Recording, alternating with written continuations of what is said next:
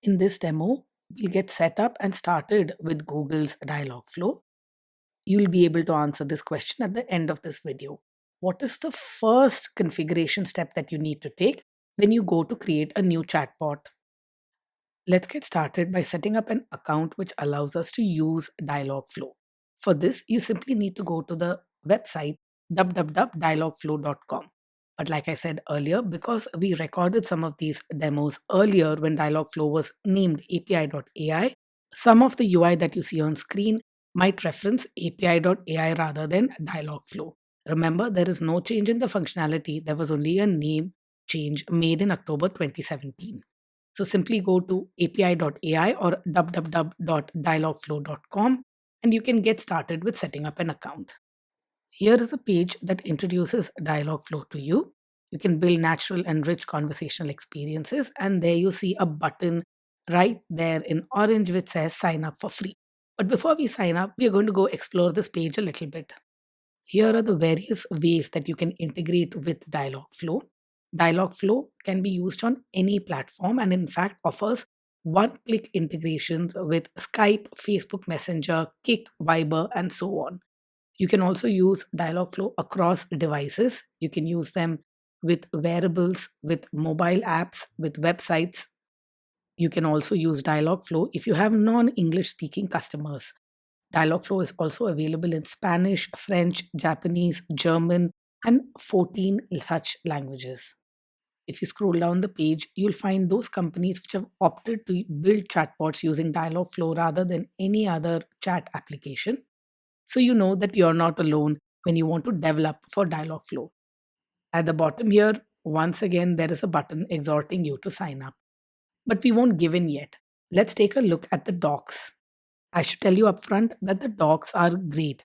If you find that this course doesn't have all the information that you need, definitely check out these docs. They're extensive, they're easy to understand, they contain a bunch of examples. You have this very easy side navigation pane available in order to jump to a topic that you're interested in.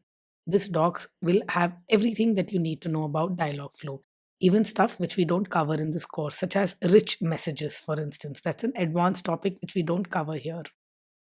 Sometimes mere documentation may not be enough, and what you really need are tutorials or samples where you see the configuration used. There are plenty of those as well.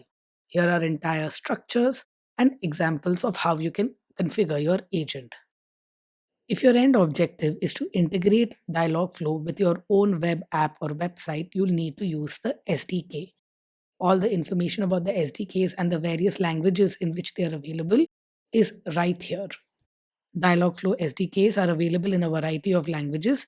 You can even choose to code in PHP if that's what you like. Or instead of building it into your own website or app, you want to choose a standard integration. Here are all the platforms where Dialogflow can be integrated with a single click. I can attest to the fact that Dialogflow is constantly evolving. It took me about 2 months to finish this course because I was working on a bunch of different things at the same time. And in those 2 months, Google's Dialogflow team have enabled a bunch of new features which makes Dialogflow more powerful, especially cloud functions. Think of this course as the beginning of your Dialogflow journey. Make sure that you read the blog regularly to see what new features are on offer. The best part of Dialogflow is the fact that it's absolutely free and it's proclaimed loud and clear here on their website.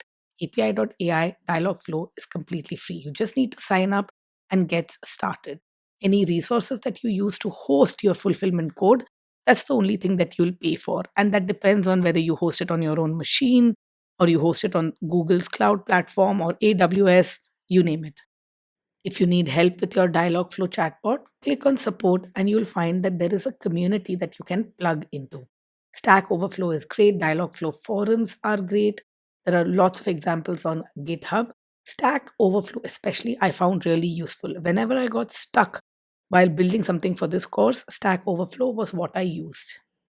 And finally, let's give in to their exhortation and click on the sign up button in order to get started with our Dialogflow agent, our very first chatbot. Dialogflow is closely integrated with other Google products. So you'll need a valid Gmail account in order to sign up for Dialogflow. Now, our company account runs on the Google suite of products, which is why I can use the company account in order to log in to my Dialogflow. When you sign up for the very first time, it'll ask you a bunch of permissions that it needs in order to have Dialogflow running. It needs to view and manage your data across Google Cloud Platform services. In addition to having a Gmail account, you also need to create a project on the Google Cloud Platform. This will be done automatically for you. You'll see that. So make sure you understand what permissions it's asking for.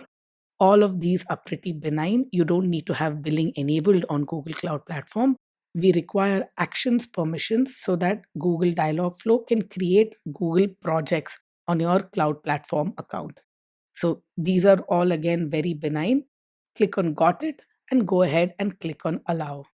Google keeps changing how this flows. So you might be asked for this authorization upfront when you sign up for Dialogflow or when you create your very first agent. In any case, when you see screens which look like this, don't hesitate to give it the permissions so that you can actually configure and set up your chatbot on Dialogflow.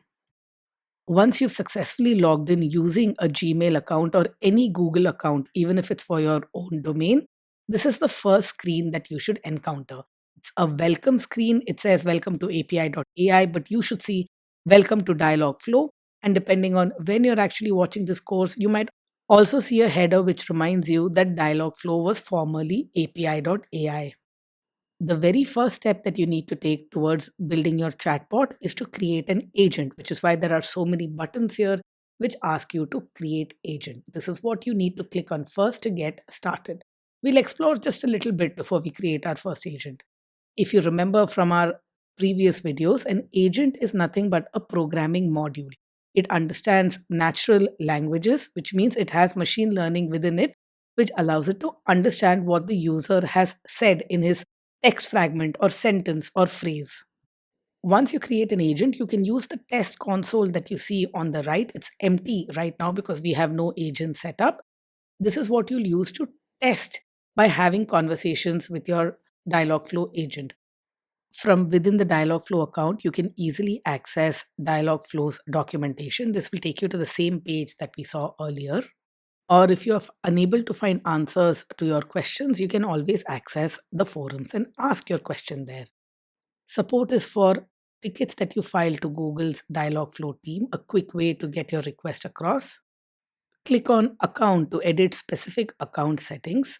This is where your user profile will be set up. You can see user profile as well as account settings. Account settings is where you can delete your account altogether if you're not interested in using Dialogflow. And then there is the logout button at the very bottom. Pretty obvious what that does. Now, click on Workplace if you want to go ahead and create your first agent. The answer to this question is pretty obvious. Now, the very first step in order to set up your chatbot is to configure the agent, the programming module or the natural language understanding module, which parses what the user just said and maps it to an intent or understands what the user says.